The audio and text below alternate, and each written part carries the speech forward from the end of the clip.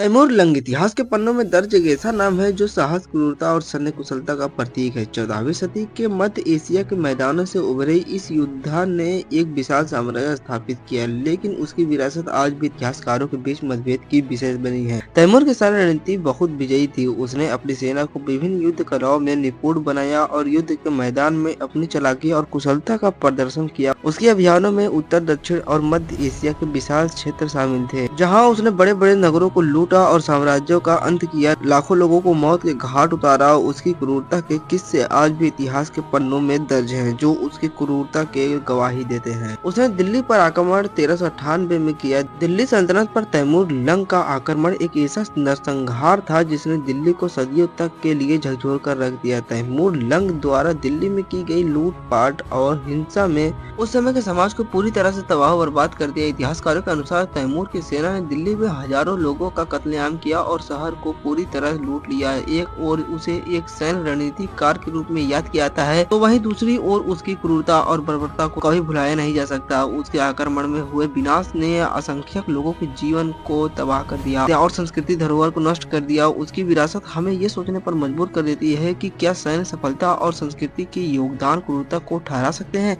Taimur lung का भारत पर आक्रमण 1398 ईस्वी में हुआ, जो एक अपार धन की तलाशा और धार्मिक का एक मिश्रण था। उस समय दिल्ली सल्तनत तुगलक वंश के कमजोर शासक के अधिकांश था, जो तैमूर के लिए एक आकर्षक लक्ष्य बन गया। उसकी सेना समरकंद से भारत की ओर चल पड़ी। हुए सिंधु नदी को पार करके भारतीय उपमहाद्वीप में प्रवेश कर गए। इससे पहले तैमूर के पोते ने मुल्तान पर कब्जा कर रखा था, इसलिए तैमूर के लिए ये रास्ता खाली ही था। तैमूर की सेनाएं पंजाब से होकर गुजरी, जहाँ उसने छोटे छोटे कबीलों का सामना किया।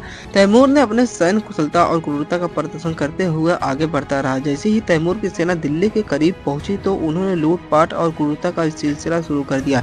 दिल्ली सल्तनत की कमजोर सेना ने तैमूर की विशाल सेना का सामना करने में असमर्थ थी। तैमूर लंग ने दिल्ली शहर को खूब लूटा और हजारों नागरिकों का बेरहमी से कत्लेआम किया गया। तैमूर ने दिल्ली से अपार धन और कीमती सामान इकट्ठा किया और वह इन सब कीमती चीजों को लेकर अपने देश वापस समरकंद लौट गया। तैमूर के आक्रमण ने दिल्ली सल्तनत को कमजोर कर दिया और भारत के राजनीतिक परिस्थितियों को बदल कर रख दिया। उसका मकसद बहुत सारा धन लूटना था, जिस वजह से वह भारत में दिल्ली को लूटने के लिए आया था।